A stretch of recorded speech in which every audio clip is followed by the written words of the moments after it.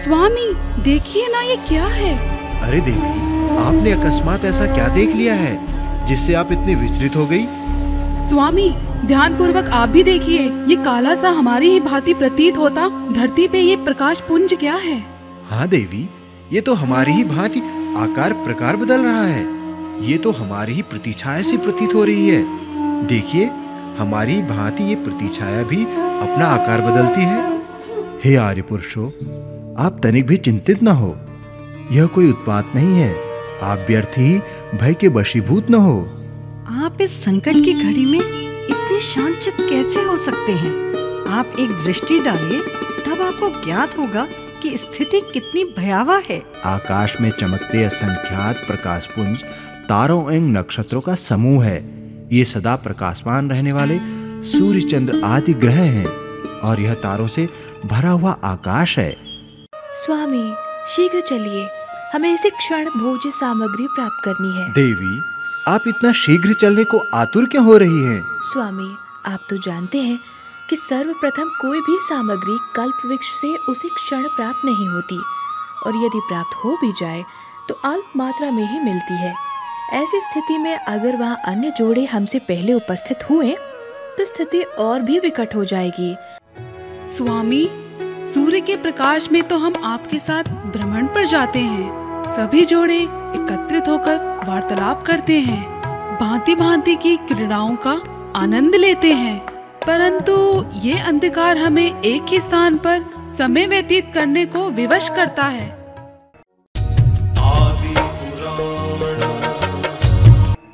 परंतु यदि यही समय या घटना मनुष्य के प्रतिकूल हो जाए तो वो उसी क्षण उस स्थिति को समझने की या उससे उबरने की अपेक्षा सर्वप्रथम चिंतित हो जाता है और इतना अधिक निर्बल दिखाई देने लगता है मानो वो इस प्रतिकूल स्थिति का वार सह नहीं पाएगा और विचलित होकर इधर उधर इस पीड़ा से बचने की चेष्टा करता दिखाई देता है। उसके हृदय से यही पुकार निकलती है कि कहीं से कोई करुणा का अवतार बनकर आए और उसका हाथ पकड़कर उसे इन कष्टों से पार ले जाए। ऐसी ही पीड़ा और कष्टों से आहत हो रहा था उस समय का मानव समाज। यह समय था सुखमा दुखमा काल के उत्तरार्ध का। इस समय के कल्प वृक्ष जो कभी जीव जगत को सुख सामग्री प्रदान करते थे, अब उनके फल क्षीण हो चुके थे। उनसे निकलता प्रकाश अब इतना मंद था कि देखने पर भी संभवतः दिखाई ही ना दे। अब आकाश सूर्य, चंद्रमा एवं तारों से प्रकाशमान था। आरंभ में इन ग्रहों के दिखाई देने से मनुष्यों में भय व्याप्त था। ऐसी संकट की स्थिति में प्रतिश्रुति एवं सम्मति प्रथम दो कुलकरों ने सबका मार्गदर्शन किया। उन्होंने मानव समाज को इन ग्रहों से अवगत कराया और उनका भय दूर किया। कष्टों से घिरे जीव जगत के लिए ये कुलकर करुणा का अवतार बनकर सामने आए। हर दृष्टि से श्रेष्ठ इन मनुष्यों ने संपूर्ण समाज को समय समय पर सही ज्ञान देकर उन्हें पीड़ा मुक्त किया। ये सर्वश्रेष्ठ 14 मनुष्य ही 14 कुलकर कहलाए। आइए एक बार पुनः लौटते हैं सुखमा दुखमा काल के अंतिम पड़ाव पर, जहां जीव जगत नित्य प्रति नए बदलावों, नए संकटों से जूझ रहा था।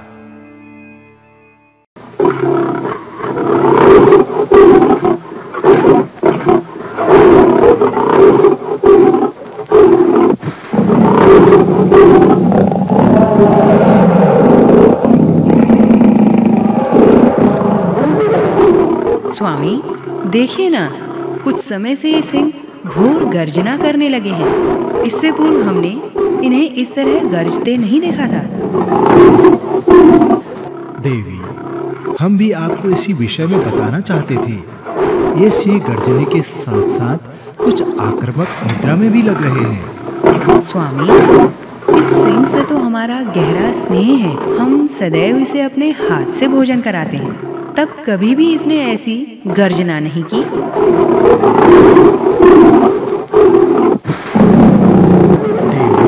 आप व्याघ्र के इतने समीप मत जाइए। क्यों स्वामी, हम तो घंटों इसे अपने पास बिठाकर प्रेम से सहलाते हैं।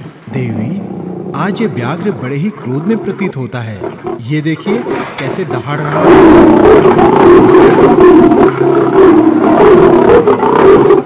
अरे नहीं स्वामी, ये आपका भ्रम है।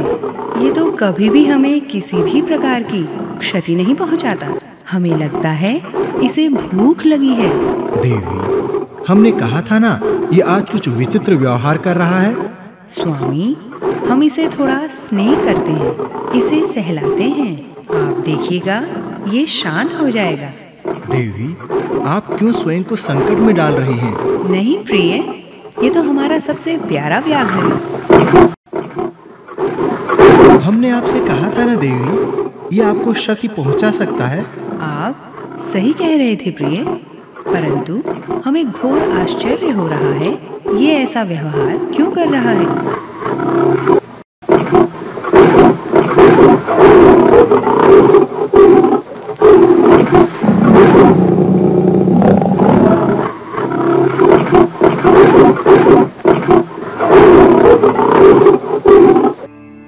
चारों ओर लगभग एक सा दृश्य था। पशुओं का आचरण बदल रहा था। जो पशु कल मनुष्य के साथ प्रेम भाव से रह रहे थे, मीठे फलों और हरी हरी घास का सेवन कर रहे थे, आज अचानक आक्रामक क्यों हो गए थे। भयंकर गर्जना करने लगे थे, जिससे मानव समाज डरने लगा था। ये पशु अब मनुष्य से स्नेह करने की अपेक्षा उन्हें सींगों से आहत करने लगे थे। अपने पैने नखों से उन पर वार करने लगे थे।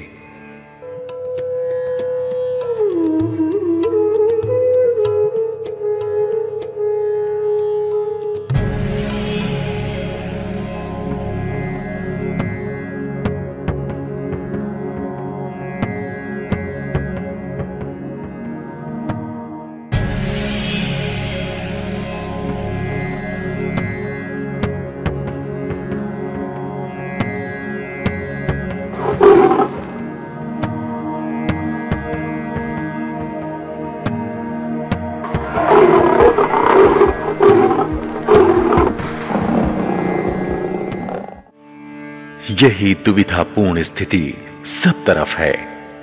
सभी जोड़े जो कल तक इन पशुओं को अपने जीवन का ही अभिन्न अंग मानते थे, अब इनसे डरे हुए हैं।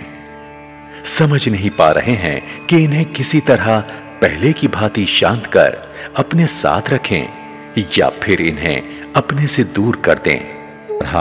विस्मय एवं भयभीत स्थिति में था।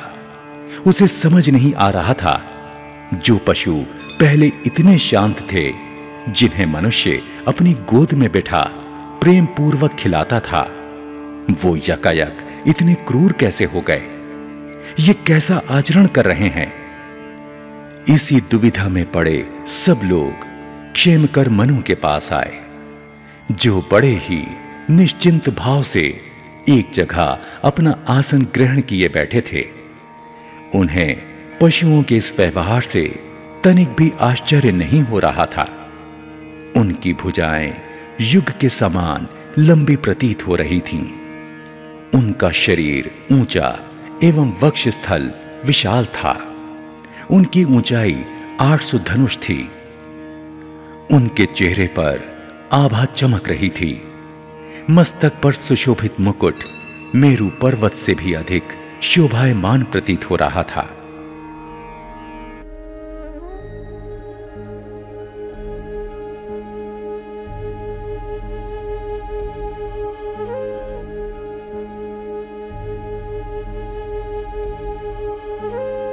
स्वामी, हम समस्त मानव जीव पशुओं के इस क्रूर आचरण से त्रस्त हैं, परंतु देखिए ना, क्षेमकर जी कितने शांतचित्त अपने स्थान पर बैठे हैं। देवी, आपकी भांति हमारे हृदय में भी यही भाव उमड़ रहे हैं। कि क्षेमकर जी इतने निश्चिंत भाव से कैसे बैठे हैं? स्वामी, अवश्य ही क्षेमकर जी के पास कोई उपाय होगा जिससे हम सभी को इस संकट से मुक्ति मिलेगी। वो हम सब में श्रेष्ठ एवं ज्ञानी हैं। देवी, चलिए हम उनके समीप पहुंचकर उनसे इस विषय में बात करते हैं। हे भद्र पुरुषों, आप सब इतने व्याकुल क्यों हैं? आपके मुख पर ये कैसा भय व्याप्त है? हे देव, हम सब बड़ी दुविधा में हैं। आपको तो विदित है, ये सिंह, व्याघ्र आदि पशु सदैव शांत स्वभाव के रहे हैं। ये सभी स्वादिष्ट घास खाकर, तालाबों का रसायन के समान रसीला पानी पीकर पुष्ट हुए थे। इन सभी पशुओं को हम अपने गोद में बिठाकर सहलाते एवं भोजन अपने हाथों से कराते थे। हम इनसे एकदम मित्रवत थे, अत्यंत विश्वास करते थे। अब बिना कारण ये घोर गर्जना करते हैं। हम सब मनुष्यों पर क्रोधित होते हैं। उनके समीप जाने पर हमें सींगों से मारते हैं। हे मनु जी, पता नहीं उनका व्यवहार कदाचित पहले की भांति नहीं रहा। वे अब आक्रामक मुद्रा में दिखाई पड़ते हैं। उनके समीप जाने पर वो अपने सींगों से वार करने लगते हैं। स्वामी, आप इस विपदा से सबको उबारिए। आपके पास अवश्य इस संकट से बचने की कोई युक्ति होगी। ये सभी भद्र पुरुष उन पशुओं से आहत होकर आपके पास आए हैं। शांत हो जाइए देवी, हमें सब ज्ञात है। स्वामी, अब आपका धैर्य छूट रहा है। ऐसे में भला हम शांत कैसे रहें? यदि आपको सब विदित है तो अब आप तनिक भी विलंब ना कीजिए। शीघ्रातिशीघ्र कोई उपाय बताइए। हाँ हाँ क्षेमकर जी, अब क्षण भर भी हम सब संयम नहीं रख सकते। अब आप हम सब पर कृपा करें। तो मेरे कथनों को आप सब भद्र पुरुष ध्यान पूर्वक सुनिए। आप सबका कहना उचित है। ये सब पशु जो पहले वास्तव में शांत थे, अब भयंकर हो गए हैं। इसलिए अब आपको इन सब को छोड़ देना चाहिए। ये काल के दोष से विकार को प्राप्त हुए हैं। अब इनका तनिक भी विश्वास नहीं करना चाहिए। यदि आप सब अब भी इन्हें अपने साथ रखेंगे तो ये हिंसक होते हुए आपके जीवन में बाधा उत्पन्न करेंगे। अतः आप इन्हें अपने घरों से दूर कर दें। इसका अभिप्राय अब हम इन पशुओं को अपने पास या साथ नहीं रख सकते? तो क्या अब हमें इनसे दूरी बनानी होगी? ये तो कल हमारे साथ बड़े प्रेम भाव से रह रहे थे। क्या ऐसा कोई उपाय नहीं जिससे ये शांत हो जाए और पहले की भांति हमारे साथ स्नेहिल आचरण करें? आपको शत शत नमन क्षेमकर जी। आप सचमुच बड़े धीर एवं ज्ञानी हैं। आपने हम सभी के विचलित हृदय को सही मार्ग बताकर शांत किया है। आपको नमन है। क्षेमकर नामक तीसरे कुलकर ने भयंकर पशुओं को अपने साथ न रखने की मनुष्यों को सलाह दी, जिसे मानकर मनुष्यों ने इस सींग वाले डाढ़ दुष्ट पशुओं का साथ छोड़ दिया। अब वो केवल निरुपद्रवी गाय भैंसों के साथ बिना किसी भय शंका के रहने लगे थे। इस क्रम से समय बीतने पर क्षेमकर मनु की आयु पूर्ण हो गई। उसके पश्चात असंख्यात करोड़ वर्षों का समय व्यतीत हो गया। स्वामी, जरा देखिए, लगता है पुनः ये जीव इस ओर ही आ रहे हैं। हाँ देवी, गर्जना से तो हमें भी यही ज्ञात हो रहा है कि ये जीव कहीं आसपास ही हैं। क्या करें स्वामी, ये तो दूर होने पर भी हम सभी के लिए भय और चिंता का कारण बने हुए हैं। भागो भागो भागो भागो भागो भागो, जल्दी से निकलो यहाँ से। ये जीव तो इन्हें पूरी तरह से आहत कर गया। कृपया बचाइए, शीघ्र कोई उपाय कीजिए। बड़ी असहनीय पीड़ा हो रही है। अब तो इन हिंसक जीवों से निरंतर भय बना रहता है। पता नहीं कभी हमें यूं आकर क्षति पहुंचा जाए। क्या हुआ देवी, आज आप इतनी चिंता मग्न हैं और आपके मुख पर ये पीड़ा कैसी? स्वामी, इन पशुओं का क्रूर आचरण हमसे देखा नहीं जा रहा। कैसे कल तक इन जोड़ों ने इन पशुओं को अथाह प्रेम दिया, अपने पास रखा, और आज ये पशु इतने हिंसक हो गए कि इन्हीं जोड़ों पर आक्रमण कर रहे हैं। स्वामी, आप सचेत रहिएगा, कहीं किसी ओर से ये दुष्ट जीव आक्रमण न कर दे। आप निश्चिंत रहिए देवी, हम पूर्णतः सजग हैं। किसी भी संकट का ज्ञान होने पर हम सबको सचेत कर देंगे। वृक्षों की महिमा न्यारी, मानव की थी छवि अति प्यारी।